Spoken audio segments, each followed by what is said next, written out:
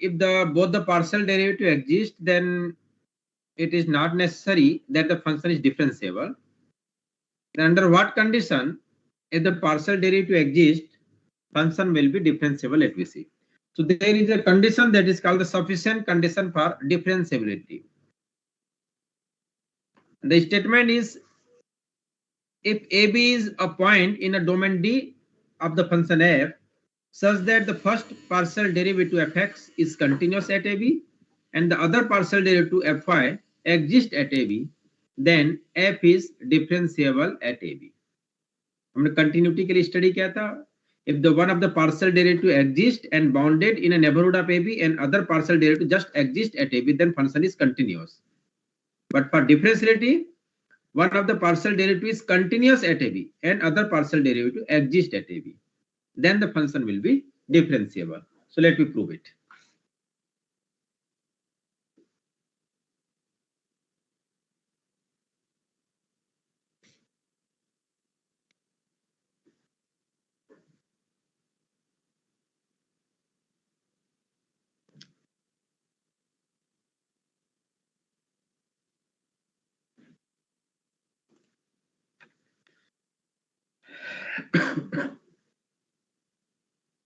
Okay. So we assume that fx is continuous at AB and fy just exists at AB. Now, by condition 1,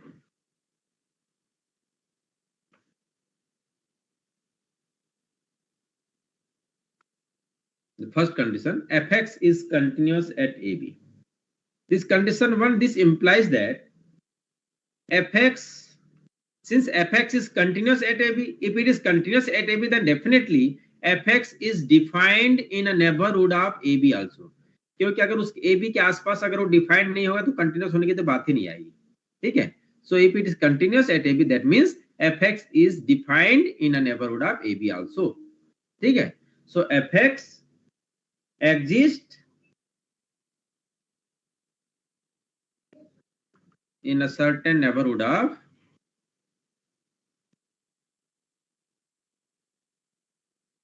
and suppose that neighborhood is A minus delta, A plus delta, and B minus delta, B plus delta. मैं एक square neighbourhood ले लिया. Suppose this is a square neighbourhood with centre AB. Okay, ठीक है. सो fx exists in a certain neighborhood A minus delta, A plus delta, B minus delta, B plus delta. Suppose this is the domain. मान लेते थोड़ी देर के लिए ये आपका डोमेन है and let this is a point AB. Clear? Now I consider a neighborhood of this point A plus delta and A minus delta and B plus delta and B minus delta. ठीक है. Now draw square like this. इस square के अंदर क्या है, ये fx exist. ठीक है. अब आगे हम क्या करेंगे. नाउ इंक्रीमेंट हमको फाइंड करना है. Actually we want to express delta f as fx h plus fy k plus h into epsilon 1 plus k into epsilon 2. इस फॉर्मेट में हमको डेल्टा f को एक्सप्रेस करना है. तो उस डेल्टा f को फाइंड करने के लिए what we do, we choose h and k so small so that this a plus h b plus k, suppose this is a plus h b plus k, ये कोई point है मान लेते हैं. ये this is a plus h b plus k. ठीक है. अगर हम इस डायरेक्शन में जाएंगे तो ये क्या हो जाएगा, a plus h b, this is a b plus k and this line is a b plus k to a plus h b plus k. ठीक है. जैसे हम पिछले वाला कंटिन्यूटी वाले केस में क्या था, यहीं पर भी हम वही काम कर रहे हैं. ठीक. Now let a plus h b plus k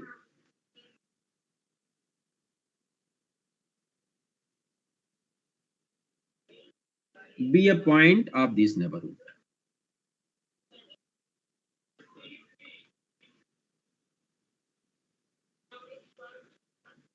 एक पॉइंट हमने लिया ये a plus h b plus k. ठीक है.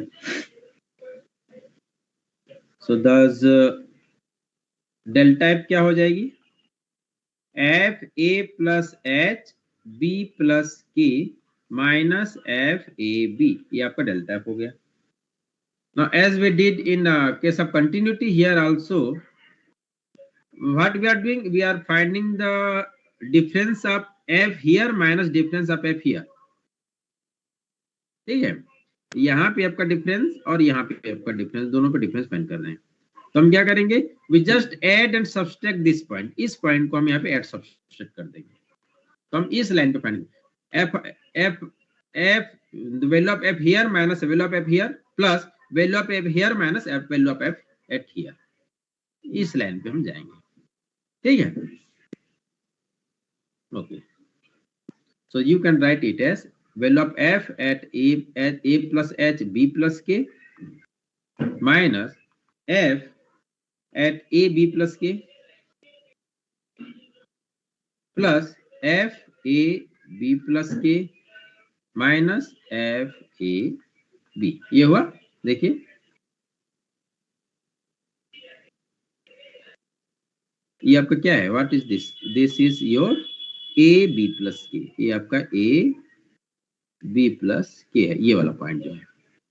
तो फंक्शन की वैल्यू यहाँ पे माइनस फंक्शन की वैल्यू यहाँ पर plus value of the function here minus value of the function here. तो इस लाइन पे हम जा रहे हैं. क्लियर. तो ये आपका डेल्टा है, इसको मैं इक्वेशन नंबर 1 ले लेता हूँ.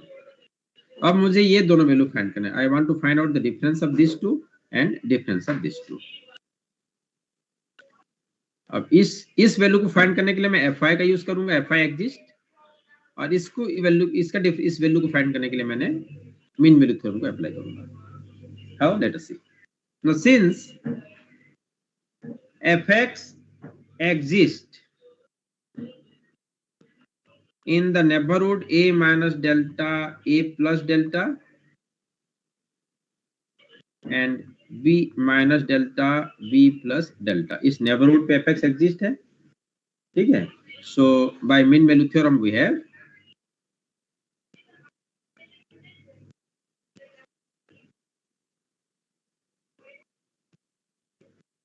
that is Lagrange mean value theorem. Remember this. अब देखिए, अब हम लैग्रांज मीन किस पे लगा रहे हैं, इस लाइन पे. We are applying Lagrange mean theorem in this line. ये लाइन मतलब ये आपका, this is the point A B plus K and this is the point A plus H B plus के.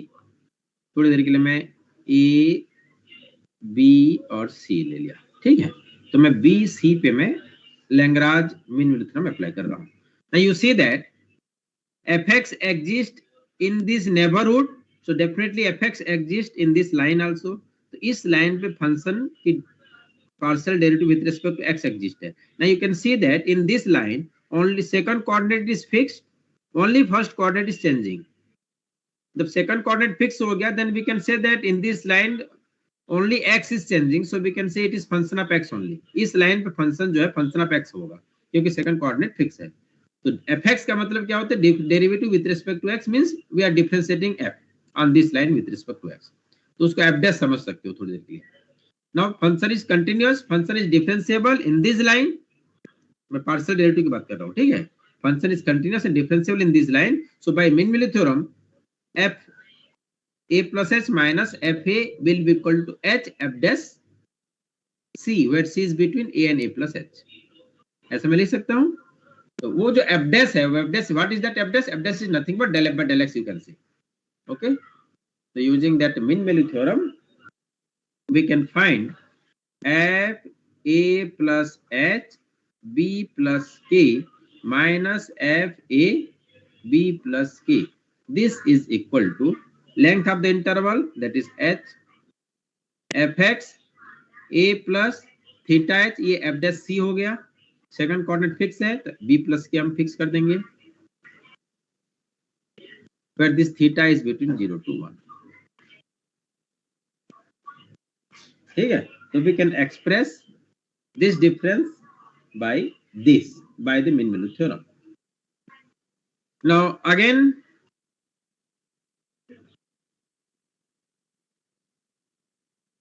since fx is continuous at AB,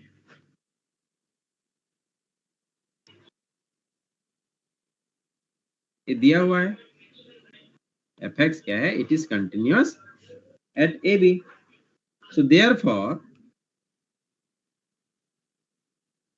if we take hk tends to 0, 0,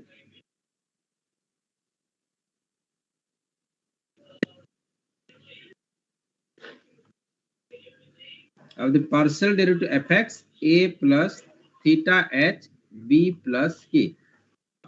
Limit of the function will be value of the function. अगर ये continuous है तो value of the function क्या होगा, h और k को 0, 0 कर दो तो what we get fx a b.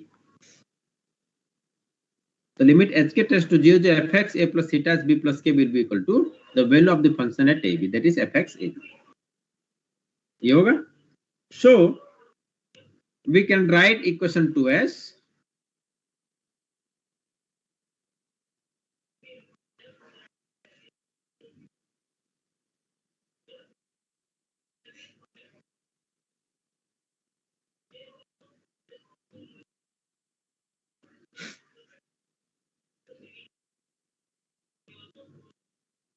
fx a plus theta h b plus k. देखिए इसके लिमिटिंग वैल्यू ये है तो ये एग्जैक्ट वैल्यू क्या होगा, the exact value this will be equal to this, that means fx ab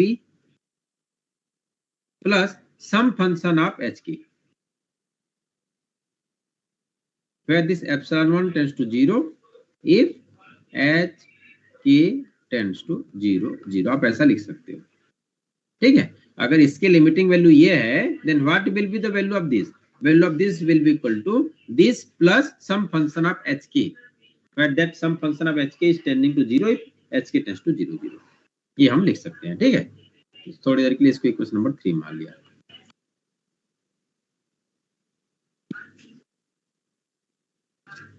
now अब हम सेकंड कंडीशन को यूज करेंगे. सो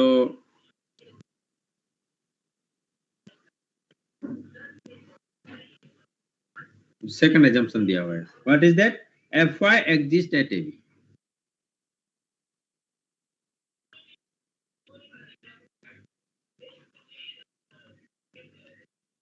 ab के फंक्शन क्या है, पार्शियल डेरिवेटिव एग्जिस्ट है with respect to y. So limit k tends to 0 f a b plus k minus f a b divided by k is equal to fy a b. ये exist है, ठीक है. Now again limit of this equal to this, so what is the value of this, the value of f a b plus k minus f a b by k, this can be written as sum of this fy a b plus a function of k, where this epsilon 2 tends to 0 if k tends to 0. That is, this difference you can express as f a b plus k minus f a b is equal to k times fy a b plus k times epsilon 2. अब equation number 4, equation number 3 और equation number 2 we use in equation number 1. Okay, so now using equation number 2, 3 and 4 in equation number 1, we get this delta f. Delta f is equal to h times fx a plus theta s b plus k, but fx a plus theta s b plus k is equal to fx a b plus epsilon 1. तो ये आपका है fx a b plus epsilon 1 plus, and second part is f a b plus k minus f a b. F a b plus k minus f a b is equal to this, so k times fy a b plus k times epsilon 2. or we can say that delta f is equal to fx abh plus fy abk plus h into epsilon 1 plus k into epsilon 2.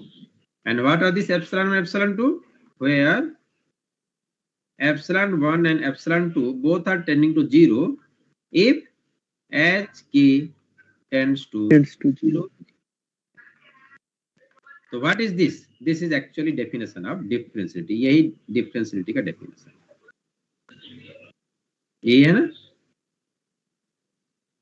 Yes sir, यही है. यही है definition of differentiality. And so this implies that f is differentiable.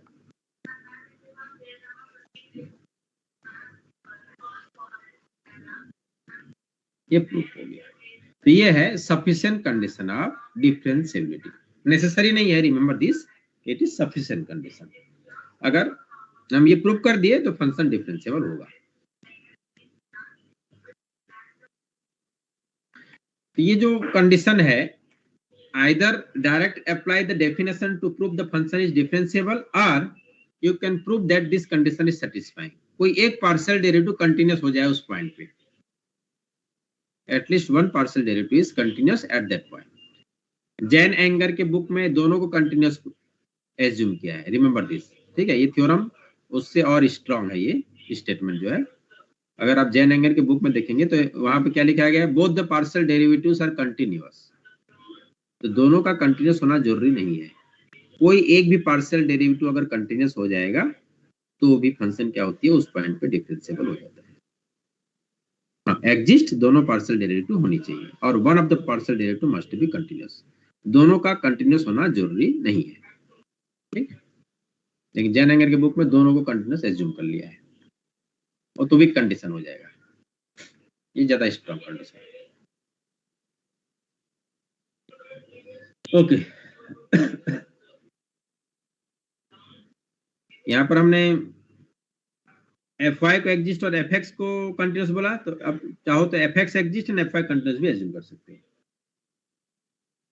ठीक है, उससे भी prove हो जाएगा सर. हाँ, उससे प्रूव हो जाएगा similarly.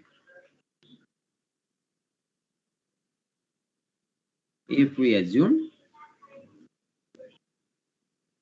fy is continuous at AB and fx exists at AB,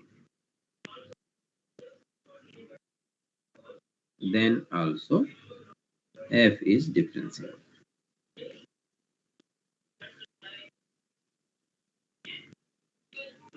बस जो ऑर्डर है वो चेंज हो जाएगी और कुछ नहीं. प्रूफ का तरीका वही रहेगी. चलिए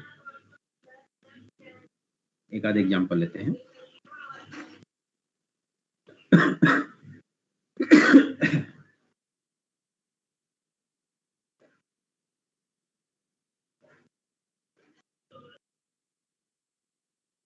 चल एक एग्जांपल हम टोटल डिफरेंशियल पे ले लेते हैं. Find total differential.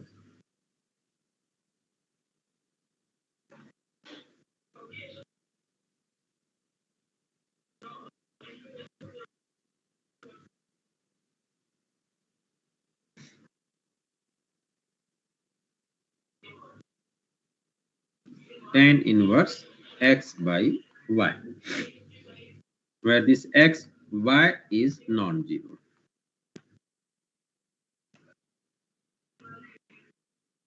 तो टोटल डिफरेंशियल क्या होता है, del f by del x dx, del f by del y d y. Simple.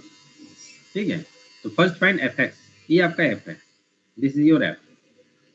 ठीक है, तो f x y here is tan inverse x by y.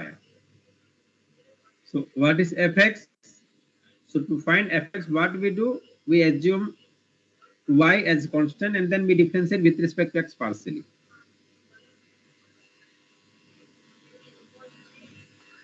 Again, it is function of function. Differentiating this with respect to x, we get 1 by y. Finally, we get y square divided by y. Y बचेगा y by x square plus y square.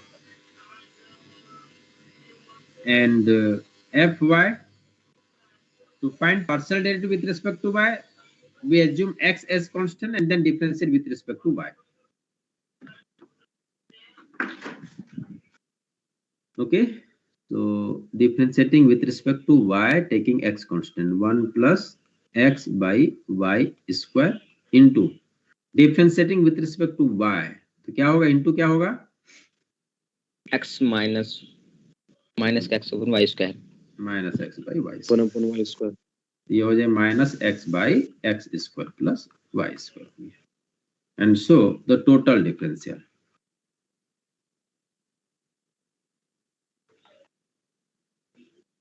df equal to f x d x plus F y d y हो जाएगा, that is df equal to क्या हो जाएगी, y dx minus x dy divided by x square plus y square, ये आपका total differential हो गया, simple. Sir जब खाली डिफरेंशिएबल पूछेगा तब खाली डेरिवेटिव मतलब पार्शियल डेरिवेटिव दोनों का निकाल देना है। लेकिन फंक्शन डिफरेंशिएबल होना चाहिए, इस चीज का हमेशा ध्यान रखिएगा। अगर फंक्शन डिफरेंशिएबल है तभी आप जो है पार्शियल डेरिवेटिव को वहां पे रख सकते हो, है ना। और जस्ट पार्शियल डेरिवेटिव फाइंड कर लो और एफ एक्स एफ वाई कर लो और वो डेरिवेटिव होगा, यू कैन नॉट से लाइक दिस। फंक्शन डिफरेंशिएबल होना चाहिए, डिफरेंशिएबल होगा तो आप ये कर सकते हो। एक एग्जांपल चलिए और लेते हैं।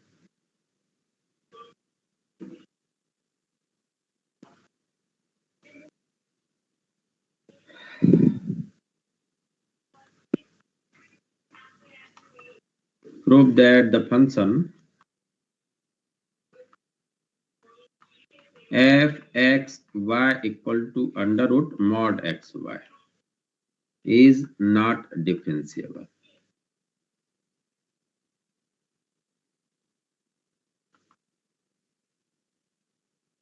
at 0 0, but fx 0 0 and fy 0 0 exist।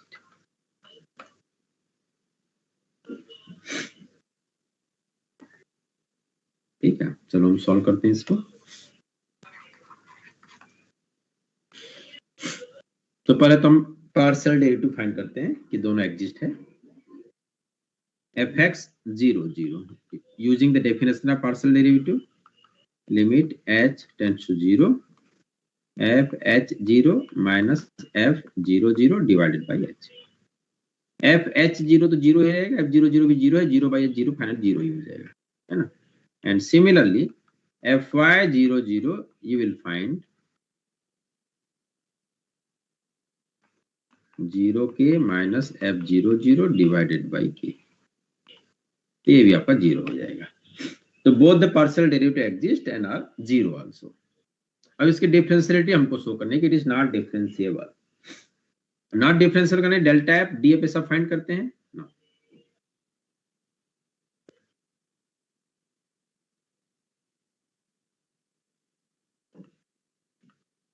ठीक है, हम डिफरेंशियलिटी चेक करते हैं। यार delta F means F H K minus F 0 0, ये आपका डेल्टा एफ है। तो एफ एच के अंडर रूट मॉड एच के, एफ 0 0 तो 0 है, इसलिए डेल्टा एफ इक्वल ये हो जाएगा। And D f x 0 0 h plus F y 0 0 के, तो ये भी 0 हो गया।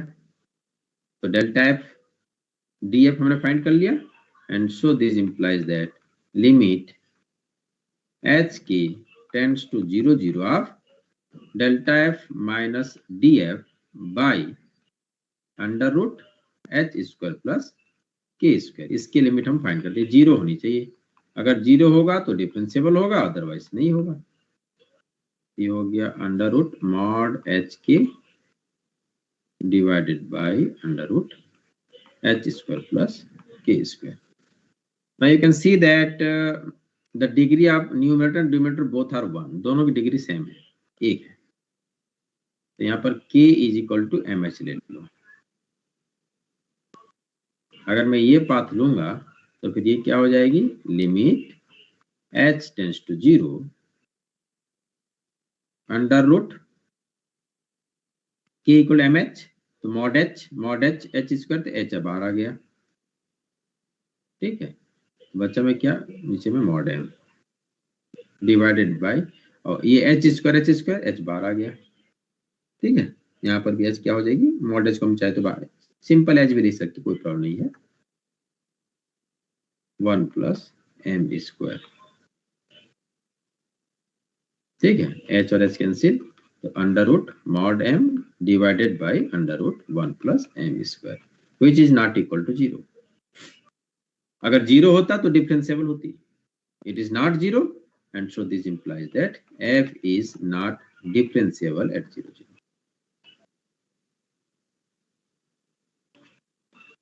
ठीक है, तो फंक्शन जो है 0, 0 पे डिफरेंशिएबल नहीं हुआ। चलिए एक एग्जांपल और लेते हैं।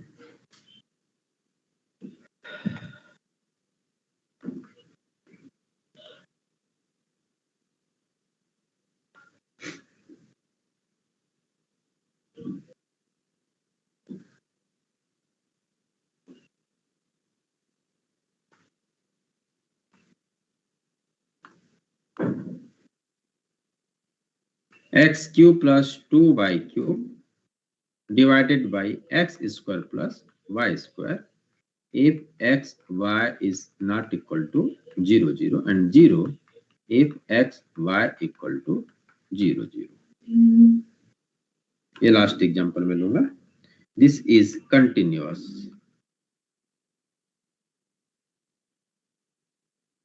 at 0, 0 and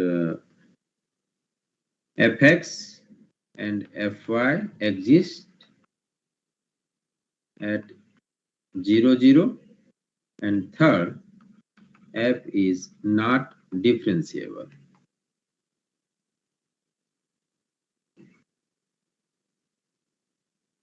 at 0, 0। ये हमको शो करना है, ठीक है। Let me solve one by one. Continuity तो बहुत सिंपल है, पहले कंटिन्यूटी चलिए शो करते हैं। कंटिन्यूअस है प्रूव करने के लिए एप्सिलॉन डेल्टा डेफिनेशन लेना पड़ेगा। So let epsilon greater than 0 be give, then f x y minus f 0, 0 is equal to x cube plus 2y cube divided by x square plus y square minus 0। जैसे कि मैंने पहले भी आपको बताया था, अगर डिनोमिनेटर में x square plus y square term हो, r cos theta and r sin theta, तो पूरा कर दीजिए, है ना। तो ये हो जाएगा r cube cos q theta plus 2 sin q theta divided by r square हो जाएगा, है ना। x सब प्लीज रिपीट करना। जहां पर भी डिनोमिनेटर में x square plus y square term होते हैं, वहां पर बेस्ट है कि पोलर फॉर्म में कन्वर्ट कर दीजिए। ओके, तो पोलर फॉर्म इससे आसान हो जाता है उसको सॉल्व करना। तो ये आर स्क्वायर और आर क्यू में से एक कट गया तो बचा आर केवल, which is less than r cos theta cube plus 2 sin theta cube, ठीक है, which is less than 2 plus 1 3 3 times r, क्योंकि ये लेस देन 1 होगा, ये less than r equal to 1 होगी, ठीक है। So you can say it is less than 2 are, और लेस देन 2 आर हुआ तो अगर मैं आर लेस देन डेल्टा मान लेता हूं, आर क्या है, r is nothing but under root x square plus y square. So this is 3 delta if this under root x square plus y square is less than delta, less than epsilon if this delta is less than or equal to epsilon by 3। अगर मैं ये देता हूँ, चाहो तो delta is equal to epsilon by 3 भी ले सकते हो, पर्टिकुलर करना हो तो। So that's why, so this implies that for given epsilon greater than 0 there exists delta which is less than or equal to epsilon by 3 greater than 0 such that under root of x minus 0 square plus y minus 0 square less than delta implies that f x y minus f00 is less than epsilon. So by the epsilon delta definition, the function is continuous.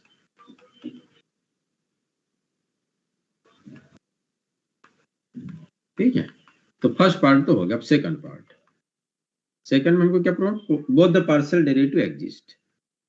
पहले fx00 find करते हैं। fx00 the limit h tends to 0, fh0 minus f00 divided by h. By the definition of fh0 तो h3 by h square होगा, y को 0 कर दूंगा मैं, तो h3 by h square means h, तो h by h 1 हो गया। ठीक है, and similarly fy00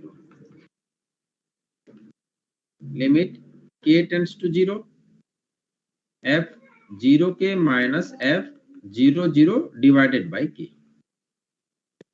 Now f0k means 2kq by k square, that means 2k, तो 2k by k 2 बचेगा, तो केवल 2 आ गया इसका आंसर। ठीक है, so fy00 is 2, fx00 is 1, तो both the partial derivative exist। ठीक है, अब थर्ड डिफरेंशियबिलिटी।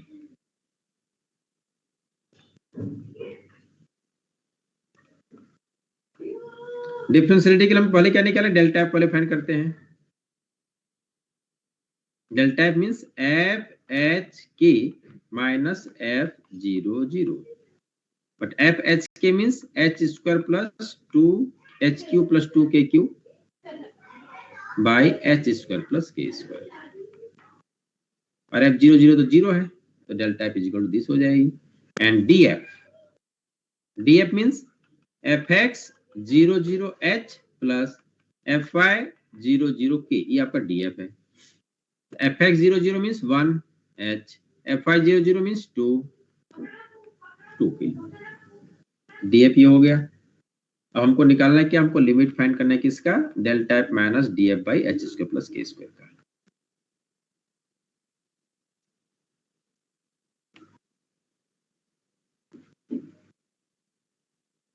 अगर ये लिमिट 0 हो गया तो फंक्शन डिफरेंशिएबल होगी, अदरवाइज नॉट डिफरेंशिएबल। तो वैल्यू रख देते हैं, H Q plus 2kq divided by H square plus K square minus D F H plus 2k and whole divided by under root H square plus K square. ठीक है, value कितनी होगी, limit H के tends to 0 H Q cancel, minus 2kq plus 2kq cancel, तो बचेगा क्या, with negative sign minus K square H and H square 2k, 2h square K with negative sign divided by H square plus K square power 3/2। अब यहाँ पे आप देखिए कि numerator और डिनोमिनेटर दोनों होमोजेनियस फंक्शन ऑफ डिग्री 3 है। ठीक है, दोनों की डिग्री कितनी है, 3 है, तो बेस्ट है k इक्वल टू mh कर दीजिए। ठीक, ये पाथ आप ले लीजिए, लिमिट h टेंड टू, अगर मैं k इक्वल mh करता हूं तब ये सिंगल वेरिएबल में कन्वर्ट हो जाएगी, लिमिट h टेंड्स टू 0। चलो निगेटिव में बाहर कर देता हूं, तो ये हो जाएगा h cube m square plus 2hqm divided by H square plus m square h square 3/2। ये हो जाएगा with negative sign m 1 plus m divided by 1 plus m square power 3/2, इतना आ गया, which is not equal to 0। 0 होता तो differentiable होती, since 0 नहीं है इसलिए डिफरेंशिएबल नहीं होगा। And so this implies that f is not differentiable।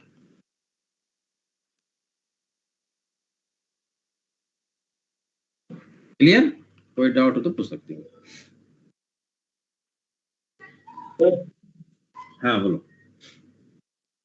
Sir DF का जो एक्सप्रेशन है सर वो टू वेरिएबल के लिए चेंज हो जाएगा। एक बार और बोलो तो, थोड़ा आवाज आपका वाइब्रेट हो रहा है। सर जो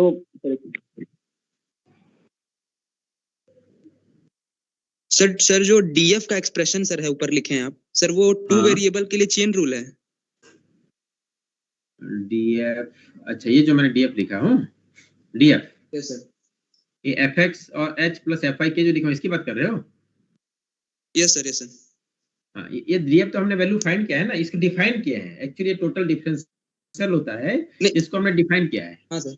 और इनफैक्ट टू वेरिएबल के चेन रूल होता है वही है और कुछ नहीं है। जैसे अगर आपका फंक्शन एफ क्या है, f is a function of x and y है, तो आपका डीएफ क्या होता है? Df is equal to del F by del x dx plus del F by del y d y है। ये डीएक्स के हुई एच लिखा गया और डी वाई की जगह में के लिखा गया और कुछ नहीं। तो सर इसको एन वेरिएबल के लिए एक्सटेंड भी कर सकते हैं मतलब? हाँ, ये एन वेरिएबल तक जा सकता है। Okay sir, thank you sir. ये तो जस्ट हम टू वेरिएबल की बात कर रहे हैं। अगर ये थ्री वेरिएबल होगा तो del F by del X H, del F by del Y K, del F by del Z W U कुछ भी ले सकते हो आप, है ना? We can generalise this concept. चलिए अब तो हमने जितना एग्जांपल है सब नॉट डिफरेंशिएबल का लिया, एक आध डिफरेंशिएबल वाला एग्जांपल लेते हैं। चलिए एक एग्जांपल लेते हैं जो डिफरेंशिएबल है।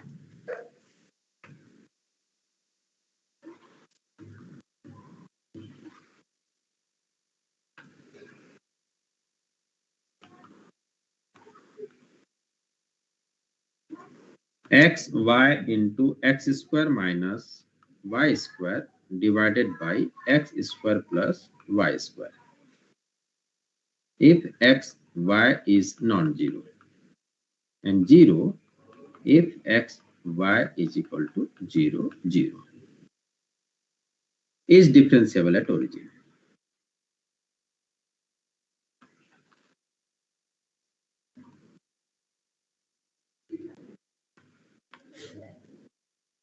इसको सॉल्व करते हैं। चलिए ऊपर थोड़ा करो। X y into x square minus y square by x square plus y square, ठीक है। इसको ओरिजिन पे हमको डिफरेंशिएबल प्रूव करना है। तो पहले हम पार्शियल डेरिवेटिव फाइंड करते हैं कि पार्शियल डेरिवेटिव क्या होगा। F x 0 0 limit h tends to 0 f h 0 minus F 0 0 divided by h।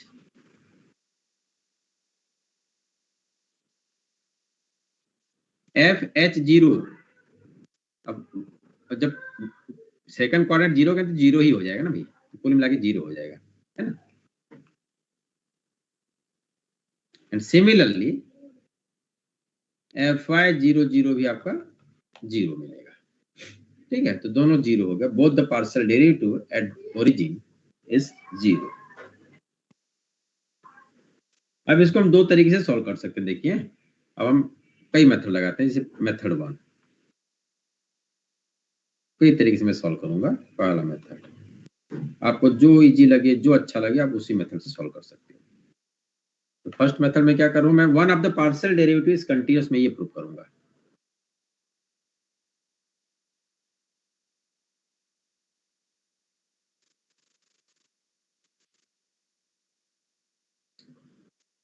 Find the partial derivative F x. F x क्या होगा? एफ एक्स जो फंक्शन होगी वो क्या होगी? तो अगर 0 0 पे नहीं है तो डिफाइंड है, तो taking y as a constant we can just differentiate with respect to x। अब मैं डायरेक्ट वैल्यू रख दे रहा हूं, you can evaluate it. Fraction वाले फार्मूला लगा दीजिए। It will be x power 4 y plus 4 x square y cube minus y power 5 divided by x square plus y square square. Denominator into numerator derivative minus numerator into denominator derivative by denominator square, ये होती है ना formula, तो formula हमने यहाँ पे लगा दिया। टेकिंग y कांस्टेंट लीजिए और with respect to x differentiate कर लीजिए, तो आपको f(x) आपका ये मिल जाएगा। अब मुझे इस fx को क्या करना है, कंटिन्यूस प्रूफ करना है, कब, 0 0 पे। Let epsilon greater than 0 be given.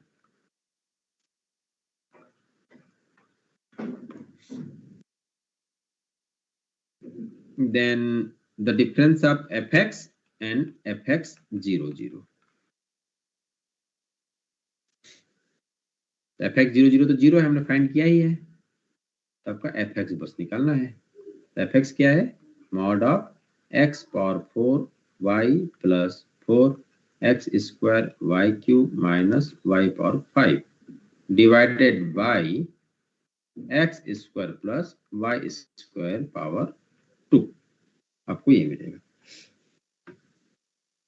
ठीक है, now convert into polar form, क्योंकि नीचे में x square plus y square term है, तो पोलर फॉर्म में कन्वर्ट कर दीजिए। सो दिस इज ये r पावर 4, यहाँ पर r पावर 5 रहेगी, तो r पावर 4 से r पावर 5 में से गया तो r बस बचेगा, है ना। तो r cos 4 theta sin theta plus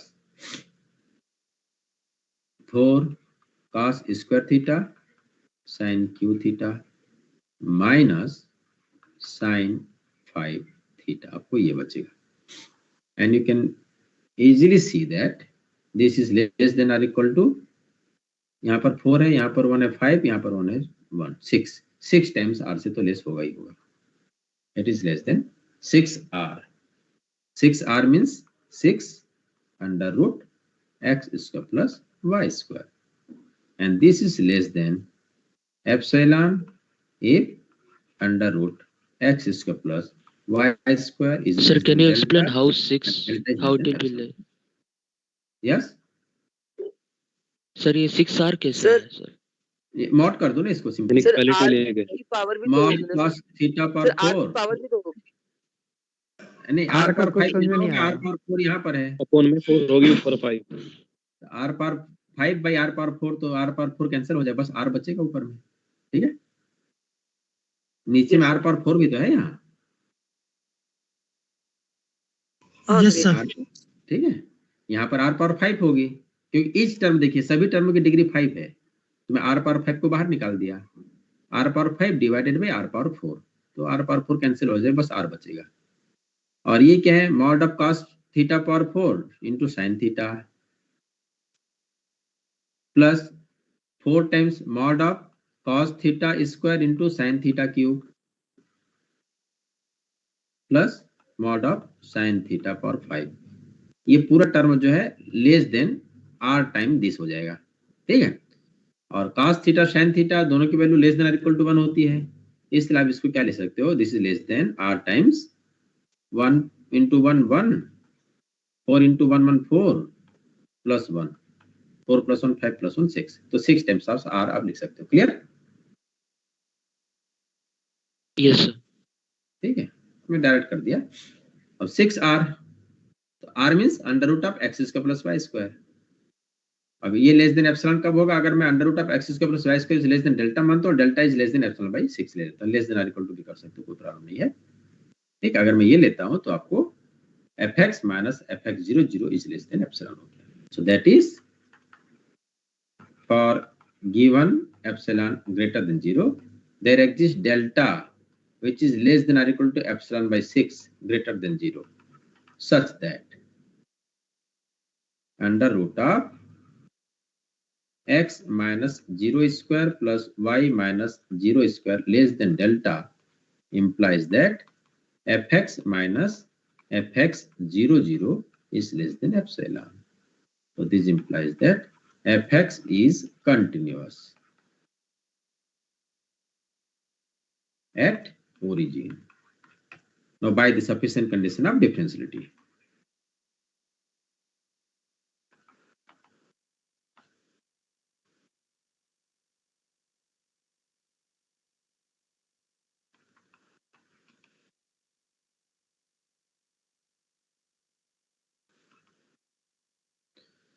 F is differentiable.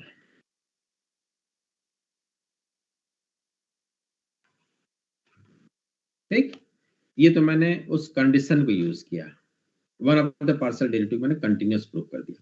अब मेथड 2 देख लीजिए, दूसरा method direct using the definition.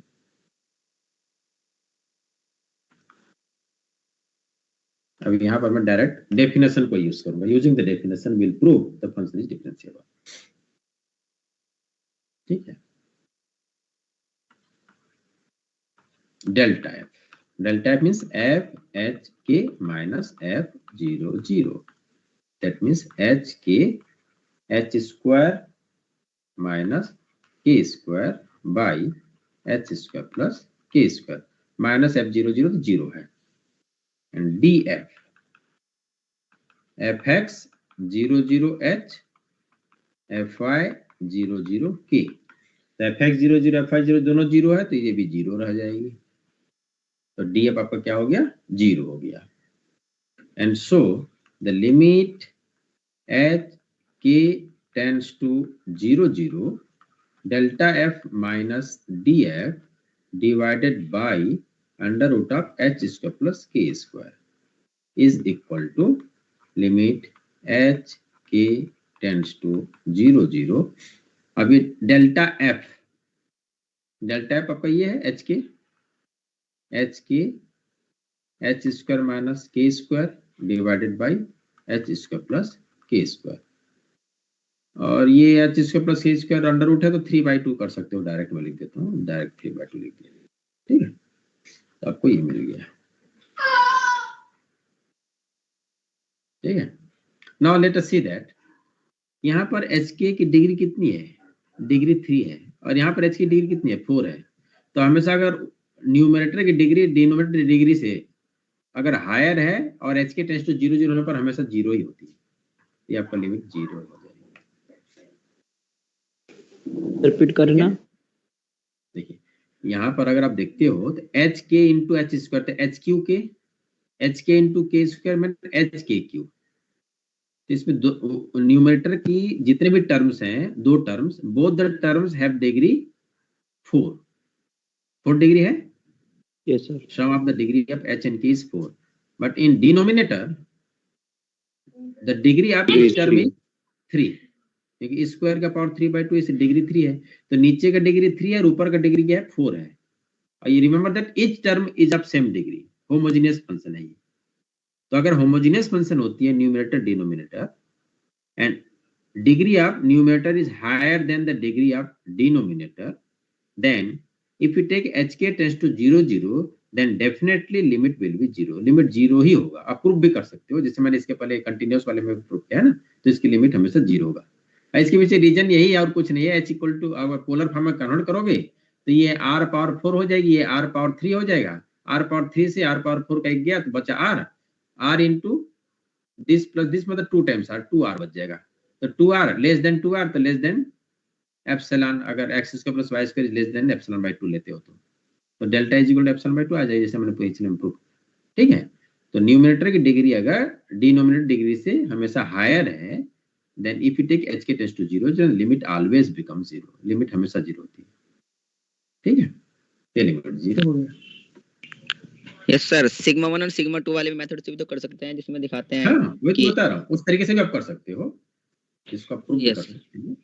ऐसा अगर प्रूफ करोगे तो पोलर फॉर्म में कन्वर्ट कर दो इसको, तो पोलर फॉर्म में जब कन्वर्ट करोगे तो क्या हो जाएगा, r square cos theta sin theta और उसे cos square theta minus sin square theta, इसमें एक r स्क्वायर और आ जाएगा, divided by r square power 3/2, आपका ये आ जाएगी पोलर फॉर्म में। तो r पावर 4 या r पावर q, एक r बचेगा बस, cos थीटा sin थीटा, और cos स्क्वायर थीटा हमारा sin स्क्वायर थीटा क्या होती है, cos 2 थीटा, डिवाइडेड बाय 2 कर दो, 2 मल्टीप्लाई 2 sin थीटा का sin 2 थीटा हो जाएगा, फिर डिवाइडेड बाय 2 करके फिर 2 मल्टीप्लाई कर दोगे तो sin 4 थीटा हो जाएगी। तो r/4, ये r/4 है ना, r/4 sin 4 थीटा। अब मॉड लोगे तो लेस देन r/4 आ गया।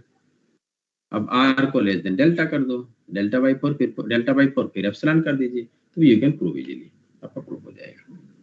ठीक है, इस तरीके से भी ये करने की जरूरत भी नहीं है, आप डायरेक्ट ये लिख सकते हो, अगर डिनोमिनेटर लिख सकते हो, the degree of denominator is less than the degree of numerator and both is of homogeneous function, that's why if you take h के tends to 0 0 then definitely we get 0. Yeah, and so this implies that f is differentiable. Sir in first method sir f y हाँ, exist करने के लिए क्या करना पड़ेगा? क्या exist करने के लिए? F y sir second condition भी रहेगी ना, एफ वाई इज ये एग्जिस्ट। तो एग्जिस्ट तो है ना, ये एफ आई तो 0 0 पे एग्जिस्ट है, 0 आ रहा है ना, देखिए हाँ यस सर। ये तो मैंने फाइंड कर चुका है ना भाई, both the partial derivative exist at 0 0, और किसी एक पार्शियल डेरिवेटिव को मुझे कंटीन्यूअस प्रूव करना है, तो जिसके रिस्पेक्ट में डिफरेंशिएट करना ज्यादा आसान है उसी को दिखा दो। यहाँ पर तो चाहे एक्स के रिस्पेक्ट में कहो चाहे वाई के रिस्पेक्ट, दोनों की वैल्यू आपको उतनी ही मेहनत लगेगी, ठीक है, इसलिए मैं एफ को ही ले लिया। अगर आपका फंक्शन ऐसा है कि एफ वाई निकालना ज्यादा इजी है एफ से, तो विद रिस्पेक्ट टू वाई करके उसको निकाल लो, prove that it is continuous, ठीक है। तो ये है सम एग्जांपल्स ऑन डिफरेंशियबिलिटी। तो आज के लिए इतना ही है, कल जो है हम नेक्स्ट क्लास हमारी मैं डायरेक्शनल डेरिवेटिव में, थोड़ा टाइम है क्या, 2-4 मिनट है? यस हाँ चलो, यस सर। ओके 2-4 मिनट अगर है तो हम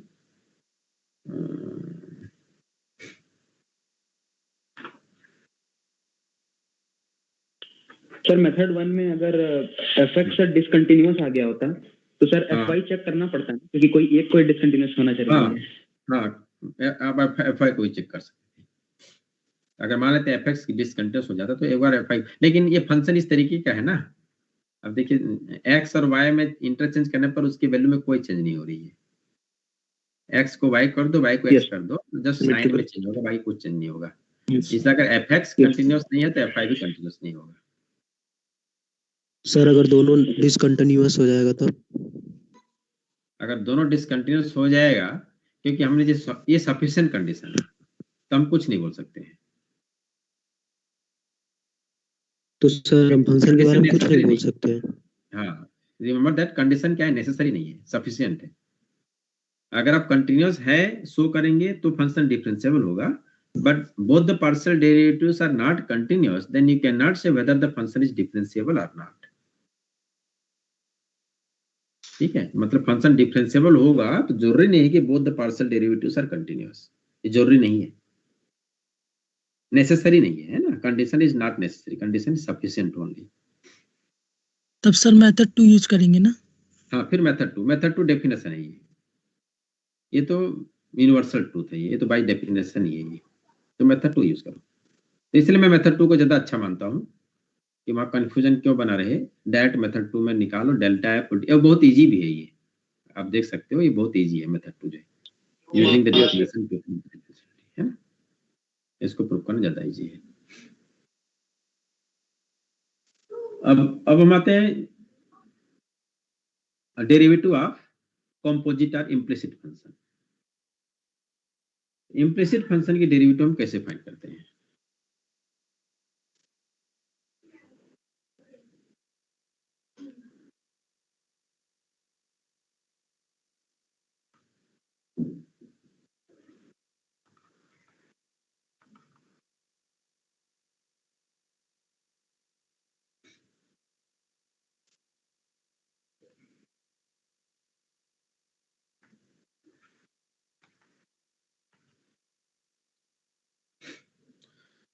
हम पहले कंपोजिट फंक्शन लेते हैं,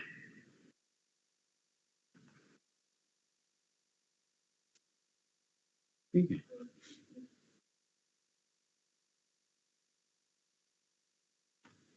So let z is a function of x and y, okay, and x itself is a function of t and y itself is a function of t। z x और y का function है, और x जो है t का function है, y के जो है both are function of t, okay। So then we say that this z is function of phi t and psi t। अगर आप ऐसा वैल्यू रख दोगे तो क्या हो जाएगी, z is just function of t, ठीक है। तो इसको हम कंपोजिट फंक्शन बोलते हैं, फंक्शन ऑफ फंक्शन, वैल्यू रख देते हो तो z is finally it is a function of t only. जब फंक्शन ऑफ t हो गया तो मैं dz by dt फाइंड कर सकता हूं। So how to find this dz by dt?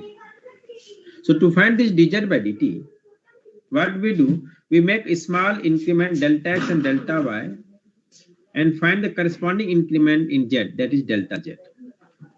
अब वो जो delta x delta y increment होगी x और y पे, suppose this delta x delta y increment are increment corresponding to t, that means अगर मैं t में स्मॉल इंक्रीमेंट करता हूं delta t and suppose corresponding increment in x and y are delta x and delta y, and due to increment in delta x and delta y, suppose corresponding increment in z is delta z. Okay, corresponding increment in z is delta z. Then if the function is differentiable,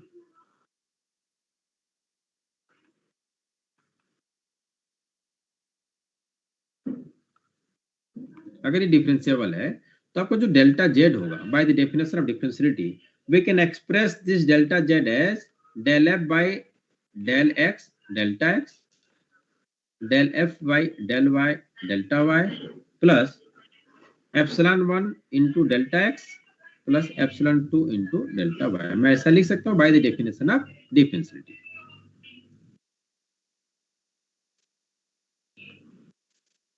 ठीक है, definition से मैं delta z को ऐसा लिख सकता हूँ. Now divided by delta t.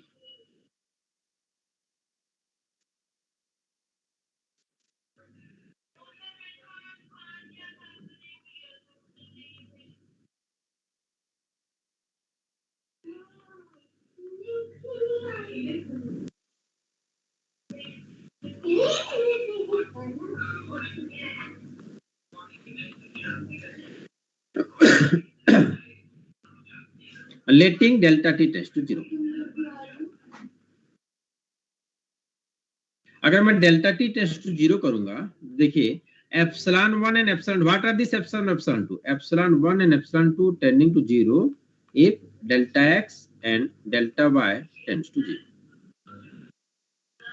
ठीक है, अगर डेल्टा x डेल्टा y 0 0 की ओर अप्रोच करेगी तो epsilon epsilon 2 क्या होती है? It is tending to 0. Now